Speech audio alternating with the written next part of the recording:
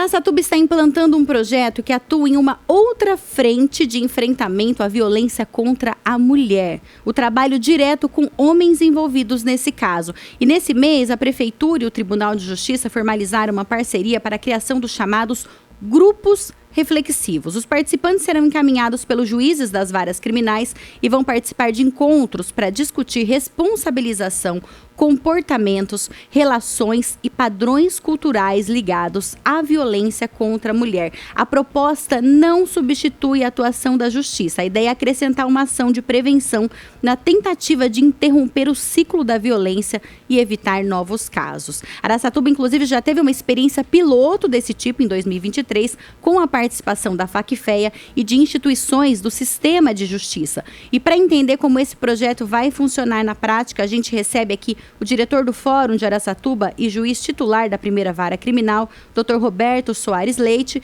e o diretor pedagógico da Facfeia, Dr. Moacir Miguel de Oliveira. Dr. Roberto, seja muito bem-vindo, muito obrigada por estar aqui, é uma honra recebê-lo. Muito obrigado, Suelen. Um bom dia a todos os ouvintes da Rádio Jovem Pan de Araçatuba. É um prazer estar aqui hoje para conversar um pouquinho sobre esse projeto Grupos Reflexivos. Então, Roberto, eu quero começar pelo princípio desse projeto. Quando a gente fala em combater a violência contra a mulher, normalmente a gente pensa primeiro em proteger a vítima, obviamente, e punir o responsável. Por que também é necessário trabalhar com o homem envolvido na violência? Sim. Então, a Lei Maria da Penha, né, que é a Lei 11.340 de 2006, ela prevê no artigo 22, inciso 6, dentre as medidas protetivas, essa que é o comparecimento do agressor a programas de recuperação e reeducação. Então, o que ocorre? Quando a mulher solicita medida protetiva, além da medida de afastamento, proibição de contato, a lei também prevê essa medida do comparecimento do agressor a grupos reflexivos de responsabilização. E essa medida tem se tornado muito eficaz no combate à reincidência criminal. Ou seja, o sujeito que passa por esses grupos reflexivos, normalmente ele não comete novas infrações penais. Então, exatamente quem poderá ser encaminhado para esses grupos? É preciso já haver uma condenação ou essa participação pode ser determinada em outras fases do processo? Não, essa obrigatoriedade do suposto agressor comparecer aos grupos reflexivos é já no início do procedimento, né? Então, quando ocorre o registro da medida protetiva, é encaminhado ao juiz, que fará a análise desse pedido de medida protetiva e pode desde já ser encaminhado o agressor para esse projeto Grupos Reflexivos. E lembrando que isso não afasta a responsabilização criminal também do agressor. Ele irá responder a um processo criminal, onde ao final ele poderá ser condenado, inclusive a pena de privativa de liberdade, que também é prevista. Eu ia perguntar isso agora. Esse participar do grupo não significa algum benefício ou substituir uma pena ou alguma medida judicial. Ela é mais uma parte que ele deve cumprir. Sim. De maneira alguma afasta a punição, a repressão àquele crime que ele cometeu. Ele está sujeito às penas previstas para a infração que ele cometeu e também, além disso, ele será encaminhado para grupos reflexivos de combate à violência doméstica, onde ele passará por 10 sessões, no mínimo, com esses grupos, e isso implicará, talvez, na mudança de comportamento daquele agressor. Ele não tornará a praticar atos violentos. Então, essa medida é uma medida de prevenção também, sem prejuízo da responsabilização criminal que ocorre e continuará ocorrendo. O que acontece, Dr. Moacir, muito bom dia, não abri seu microfone ainda, dá um bom dia aqui pra gente também. Bom dia, Suelen, bom dia, Jonathan, todos os ouvintes da Jovem Pan Araçatuba. Obrigada por estar aqui também novamente. O que acontece dentro de um grupo desses? Não é simplesmente uma palestra dizendo não faça isso de novo. O que é abordado nesses grupos? Suelen, os grupos reflexivos são uma tentativa de resolver uma questão que é histórica no Brasil, uma tentativa de contribuir com a causa da violência contra a mulher para que nós não tenhamos a reincidência. Então é uma prevenção ao feminicídio, que aquele homem que cometeu uma lesão corporal, que cometeu uma modalidade de violência contra a mulher, seja ela patrimonial, seja as diversas modalidades que temos, não volte a cometer novos crimes e principalmente que ele não mate essa mulher. Então a ideia do grupo reflexivo é propor o diálogo com esses homens, não em formato de aula ou palestras, mas de reflexão mesmo. O que a violência representa na vida daquela família, na vida daquela mulher, na vida dos filhos, na vida do próprio autor, né, o homem que cometeu essa violência, para que ele possa refletir especialmente sobre o impacto da violência na vida da família, na questão do trabalho, né? Então nós sabemos que isso tem um impacto também, condenações criminais na reinserção ao mercado de trabalho e também para prevenir a reincidência criminal. Então explicar para esse homem as consequências caso um novo crime seja cometido. Os grupos, eles são muito interessantes, porque acho que vocês que atuam, o doutor, principalmente o doutor Roberto, que atua nessa área diretamente, a gente observa, eu como jornalista, tá, vejo de fora, que é menor o número de homens que são agressivos de uma maneira geral com todo mundo, que sai por aí arranjando confusão com todo mundo. A grande maioria, no trabalho, em outras esferas da vida, com os amigos, geralmente são homens pacíficos, são homens tranquilos. O problema é dentro de casa. Então, muita gente até se surpreende quando uma mulher denuncia ou conta, mas fala, nossa, mas seu marido é tão bom, mas o fulano é tão simpático, é tão bonzinho, é tão trabalhador. Então, é algo cultural, doutor, da pessoa acreditar que dentro da casa dela, com a esposa e com os filhos, ele tem uma posse, ele tem um controle ali, que ele pode, inclusive, agredir essas pessoas? Temos observado que há um aumento, né, no Brasil todo dos índices de violência doméstica e o Estado tem a obrigação de tentar promover a paz dessas famílias, né? Então o instrumento que está sendo colocado na lei já desde 2022 é justamente esse, grupos reflexivos no combate à violência doméstica, encaminhamento dos agressores para que eles passem por várias sessões e possam rever os atos que eles estão praticando para evitar que novos crimes ocorram. Então, geralmente, o que vocês já acompanharam em lugares que tem esses grupos reflexivos, os resultados são muito positivos. Sim, tem estatísticas já que onde já estão implantados os grupos reflexivos, os índices de violência doméstica reduzem de forma bastante alta. E existe um ponto importante, né? Esse trabalho não pode transferir para a mulher a responsabilidade de reconstruir a relação. Como que garante que o objetivo seja a responsabilização do homem e a segurança da mulher e não uma tentativa de reconciliação do casal?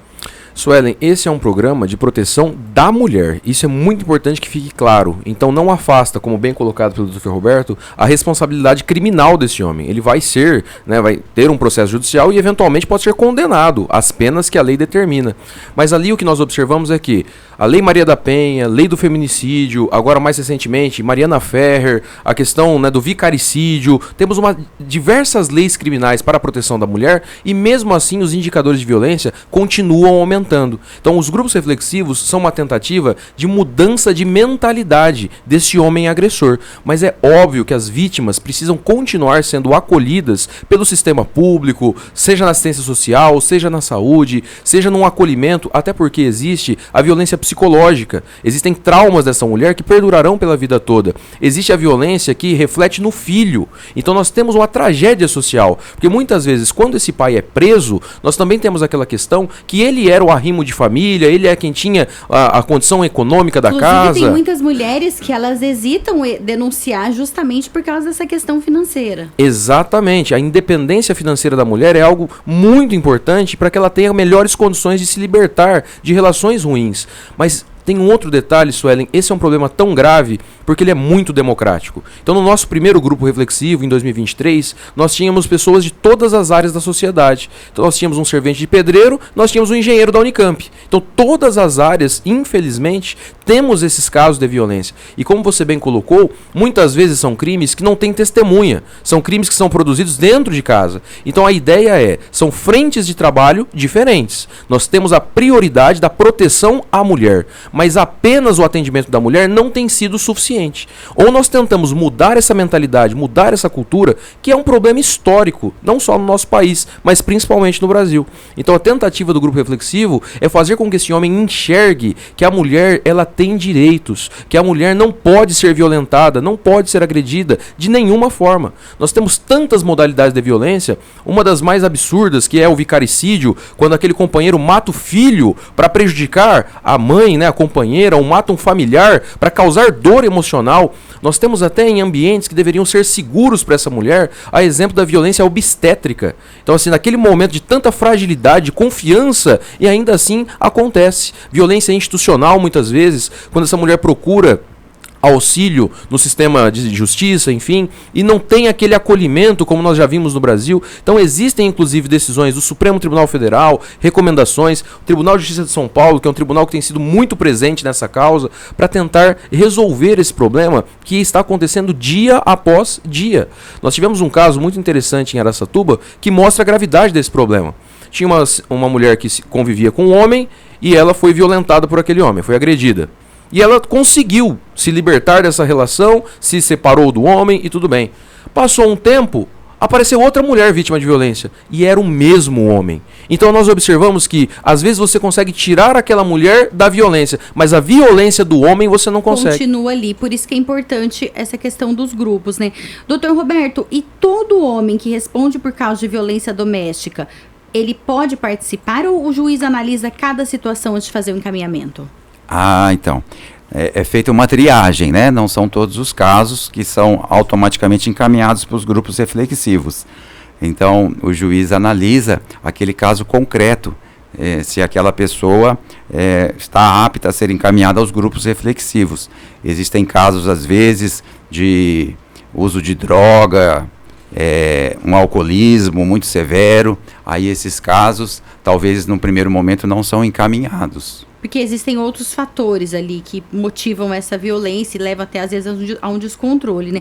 E se o participante não comparecer ou abandonar os encontros, existem consequências judiciais?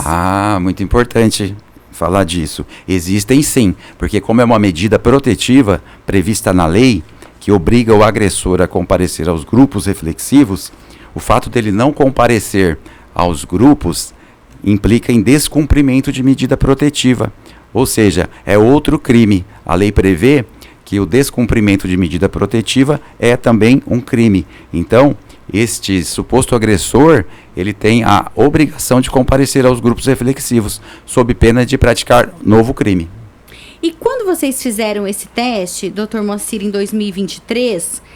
esse projeto piloto, houve resistência? Todo mundo chegou ali obrigado, obviamente, porque tinha que ir, mas depois, ao longo do tempo, a grande maioria foi reconhecendo que precisava rever o próprio comportamento?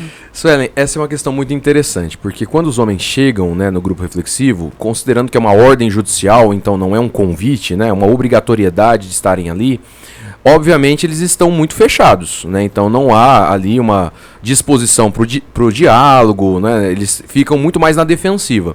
Mas como esse é um trabalho feito com o auxílio de psicólogos, de advogados, nós tivemos então a doutora Nelise da Defensoria Pública, que é uma grande mulher aqui de Araçatuba na causa feminina, a professora Simone Pantaleão, que é psicóloga também, que esteve no primeiro projeto piloto, a doutora Lucila Koga, eu estive também no primeiro projeto piloto, o Edson Terra, que hoje é nosso secretário de assistência aqui do município. Nós tivemos assistência social, desculpa. Nós tivemos também um aluno da psicologia para mediar aquele diálogo, aquela conversa. Então, nos primeiros encontros, realmente eles são muito mais resistentes. Mas depois eles começam a perceber que nós colocamos algumas situações. Por exemplo, teve um caso que o cidadão disse o seguinte: eu fui levar a mão na boca dela porque eu não queria que ela ficasse gritando. Eu não queria que os vizinhos ouvissem que elas estavam gritando.